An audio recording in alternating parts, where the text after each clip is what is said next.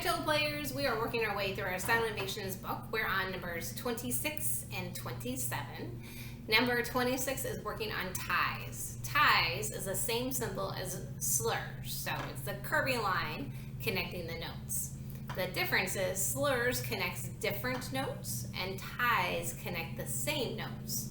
So it's like a math problem. It's making the notes longer. So it's tying and adding it together. So let's play number 26. Remember, it's working on reading our C string notes also. So 26 is open C.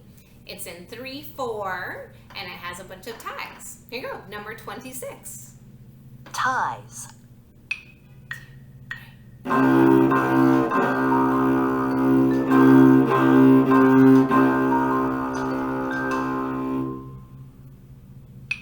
And then let's do number 27.